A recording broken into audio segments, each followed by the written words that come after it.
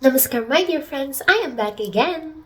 Today's topic of conversation is about crafting your own destiny. I'm not in any means an expert of crafting your own destiny because I know there are people who are more knowledgeable and actually more efficient, proficient, and effective in crafting their own destiny.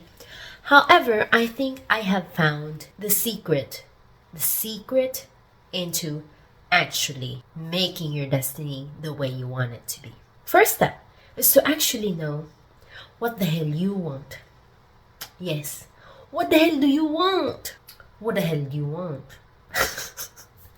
yes, you have to know what you want. It kind of took me a while to figure this out until I feel like I have a solid grasp of what I want. Hold on, because the AC is on. I want you to hear me properly, BRB. Okay, now it's off. Okay, hear me out. Knowing what you want is not that simple. I think we come into this life very unconscious. And we have to wait for life to punch us, kick us, and throw us off a cliff, and hopefully we'll survive. Usually we do. To actually figure out what we want. Because without challenges or these hurdles we face in life, I don't know. I feel like those challenges and hurdles somehow made me dig or clean or polish this thing that we call what we want. So let me tell you a story. This story is basically my life story. At a young age, I thought what I wanted was money. Yes, money. Money, well defined, is basically financial liberty. I would say we were reasonably well off growing up, but not to a point where I could get everything that I want or buy everything that I want. I still had to convince my parents, Mom, please buy me this, or Dad, please buy me this.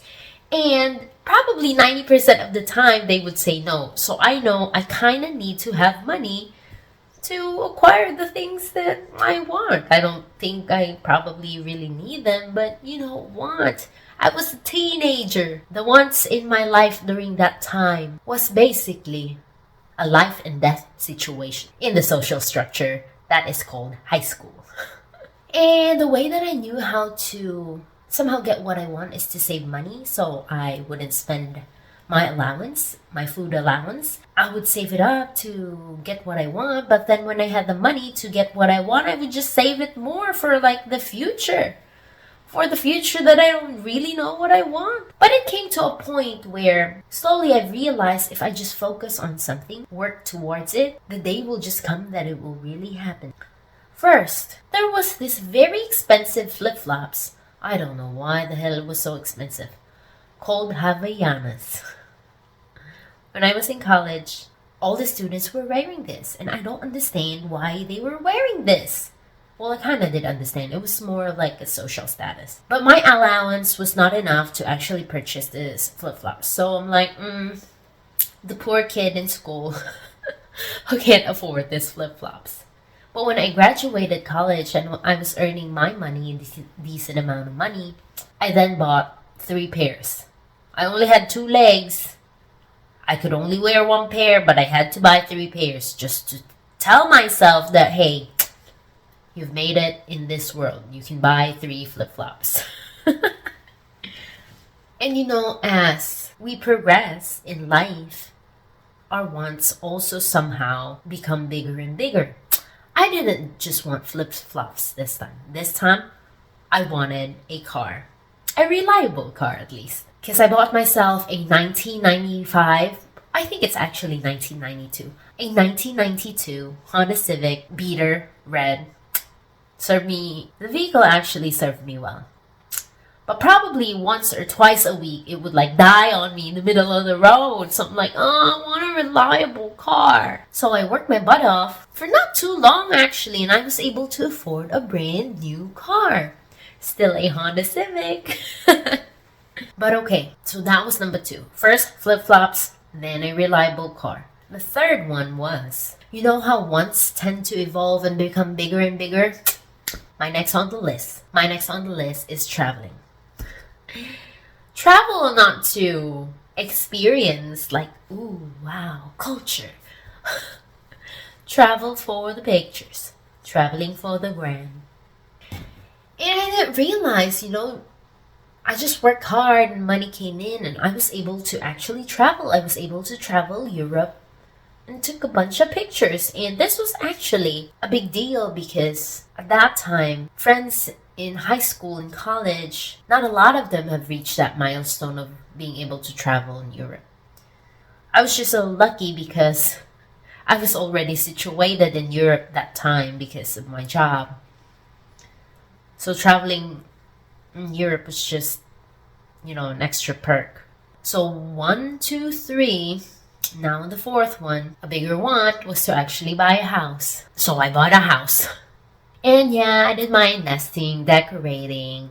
It was actually a really pretty house. A lot of windows, big yard, front and back. The only thing with a big yard though is you have to mow a lot. So that was want number 4. Recap, want number 1, flip-flops. Want number 2, reliable car. Want number 3, traveling. Want number 4, a house. Slowly, I have realized, I think my wants just tend to grow and grow. And in my brain, it's trying to fulfill something. Happiness, joy, I don't know. But it's not doing that. And so it happened. Boom, boom, boom, boom. I gave birth to baby love. So this was very interesting. I somehow unconsciously manifested having a daughter, but I wasn't married then, and my relationship was in scrambles.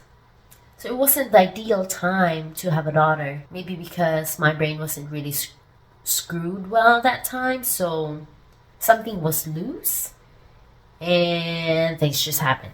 But then baby love happened, and I was actually really ecstatic. There were a lot of downs and ups and downs, but generally, like, the whole theme of having my daughter was happiness. At least that was the goal, happiness.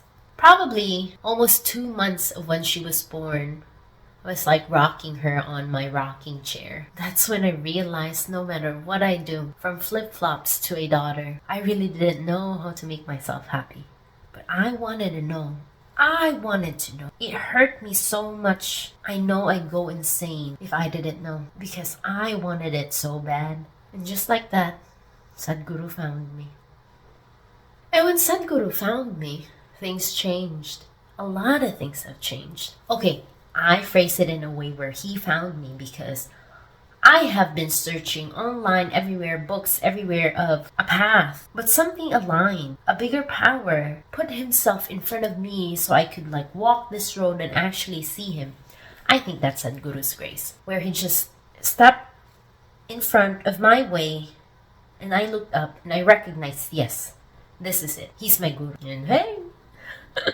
And this is where I would say the secret to crafting your own destiny is really knowing what you want, is because from flip-flops to a reliable car, to traveling, to buying a house, to having my daughter, all these things are the things that I wanted. But wants that somehow are unconscious, it just generated, maybe with my karma, I tend to be blown this way, and this way, and this way, which led me to my life pre-Sadhguru. But then I found Sadhguru, and I feel like a lot of things in my head has reset, where I can pick and choose consciously what I want and work towards it, and I know it will happen. I have plans, and everything is in line with that plan. And these are ones that are not material. I shouldn't really say material, because some will, I know, tend to still manifest in a material way, but these wants are more defined, more specific, more lasting. And the steps that I'm doing to get there is yielding results. As of now, probably intangible, but very evident. I don't know. I don't know how to express it. I don't know how to quantify it. I just know. You know the song, Jesus take the wheel? Nope. I am taking care of my own wheel. I am driving. That's how it feels right now. Not just right now, but that's how I've been feeling so far, ever since Sadhguru came into my life. So yes, maybe this is a little bit premature because I have nothing to show of crafting my own destiny. But maybe you can take my word for it. I am the most confident right now compared to the me's in the past of being able to drive this boat, my life, and lead it to where I want to go. Specifics. I have the wheel. I'm driving. And I can never really express how much I appreciate Sadhguru. I can never, this life is not enough to even give thanks to him. It's not. Yet he never really wants any thanks. He just gives. I know he just gives. And in his grace, I am allowed to receive. So to you, Sadhguru, I will forever bow to you.